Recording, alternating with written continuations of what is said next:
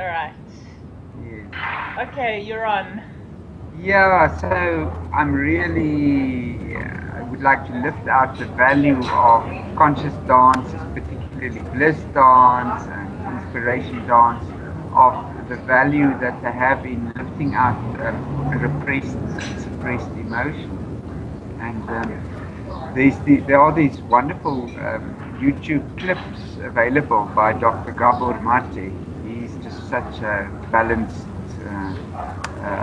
physician looking into just emphasizing the mind-body link with emotions, that nothing in the body really happens without there being an emotional link that brings it up. And there's this study that was done that shows that women in unhappy marriages who suppress their emotions have a 4 times more likely chance to die and get a chronic illness, or get a chronic illness and die from that, than women that are in unhappy marriages but they are repressing their emotions.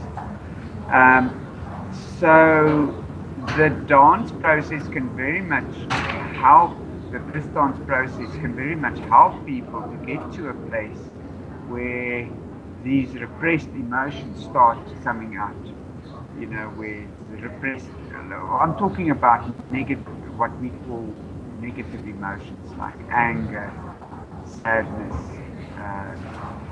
bitterness, regret, um, revenge, yeah, those kind of. Yeah, definitely suppressed emotions are a huge cause of disease, aren't they?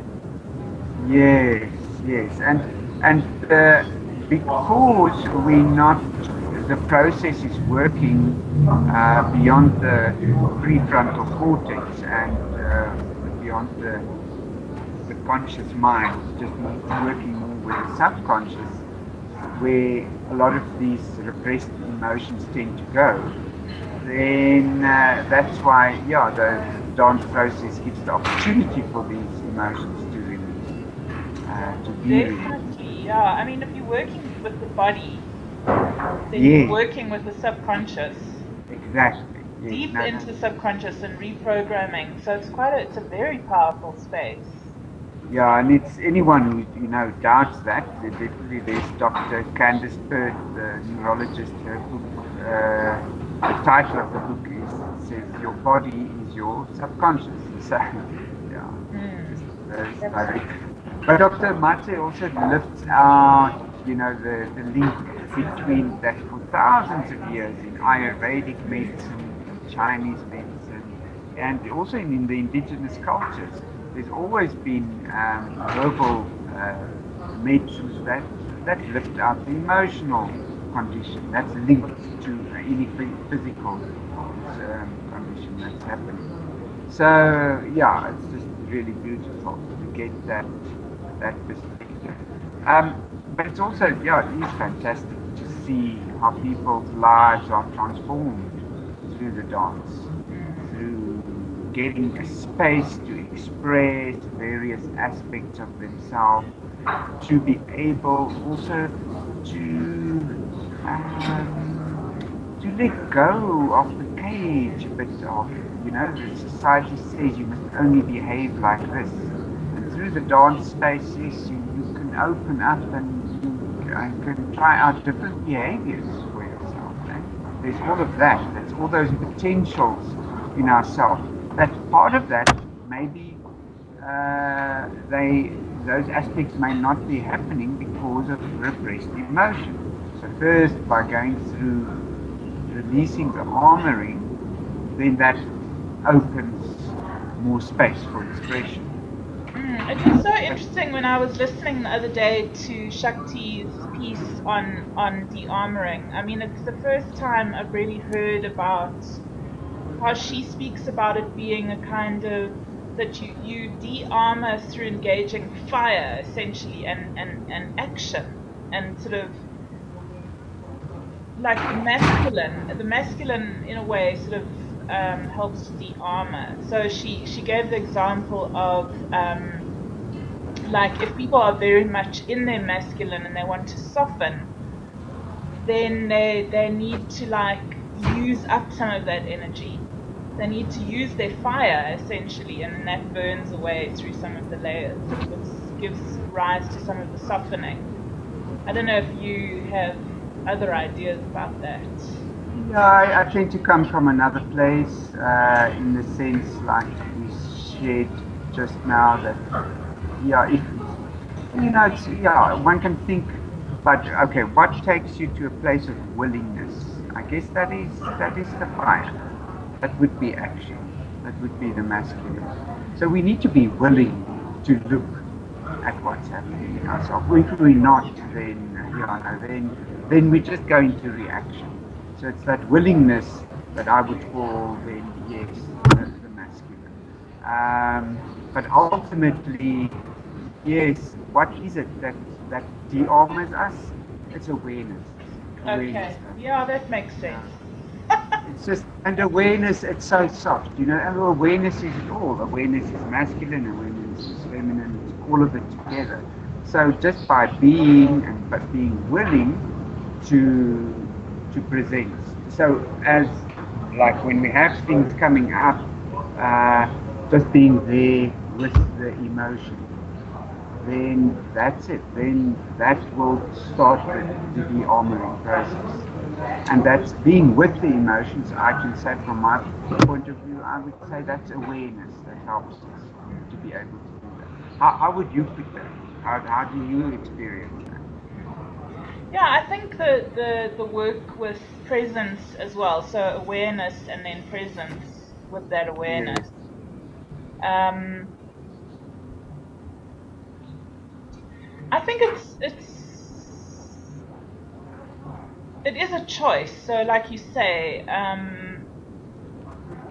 to get the feedback that there is that armoring, there is that kind of defense. What do you think actually armoring is? Like how do you see it in people? Okay. How do you see it in the dance? Sure. It's denser energy. That's how I see it. Dense energy. Denser energy, layers of denser energy that prevents the body from moving freely, as the energy is asking for at that time. So it's like frozen. It's like layers of frozen. Layers of frozen that sets a person into particular movements. Yes, and people, all the body workers and that work with bodies can always, they can go into it, and we see how people go through different body postures as their body armoring gets released. And the body armoring taps you into specific patterns of behavior. That's so interesting because it makes absolute sense. It's like if we are wired in a way to protect ourselves, and we keep behaving in a certain way that keeps that protection in place, then that would keep the armoring there, but it would also keep the pattern in place in a sense. Completely. So that's so interesting. It's so, in family constellations we talk about something called an interrupted reaching out movement, which is like a broken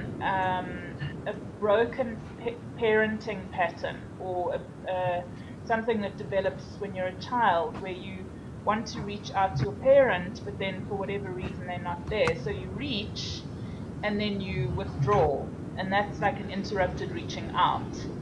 And I suppose you can see that in the dance as well in some ways.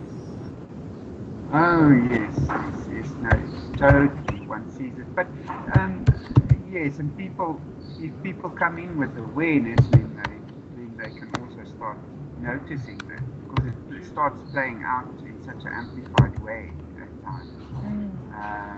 And do you give people feedback in the dance about that? I mean, do you tell them, or do you wait for them to ask, or how do you do it? It's a process. No, look, it's a process. It's not like people can come for one session and now they're at all ease. It's a process that starts revealing itself.